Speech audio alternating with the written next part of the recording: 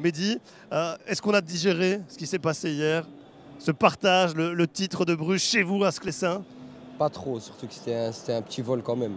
On va dire, si on voit toute l'année, non, c'est pas un vol, ils ont mérité. Mais bon, après le but, je pense qu'il y a une main sur le but, donc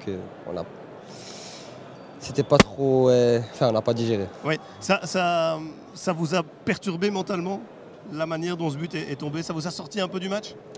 Un peu quand même, parce qu'on a entendu que le VAR avait appelé, donc on s'est dit que c'est bon, c'est pas but. Et puis après, qu'ils choisissent de donner le but, ouais, c'était un peu difficile mentalement, mais bon, on n'a pas fait mieux en deuxième mi-temps. Donc c'est que c'était écrit comme ça et c'est tout. Ah, c'est parce que Alex me disait hier, le Standard va passer au-dessus, le Standard va passer au-dessus. Finalement, dans cette deuxième mi-temps, alors que le Standard passait chaque fois au-dessus, le Standard a calé peut-être pour la première fois des playoffs. Oui, c'était peut-être un signe et c'est peut-être lié aussi finalement, parfois des signes mystiques comme ça qu'il faut pas essayer d'interpréter dans le foot, mais le fait que le penalty soit accordé, la faute ne soit pas accordée sur la faute de main de Vormer, est-ce que c'était un signe? J'en sais rien, mais je trouvais que... Moi, je trouve qu'il y a un gros symbole, encore une fois, je reviens là-dessus, mais c'est quand Simons rentre et qu'il joue contre lui.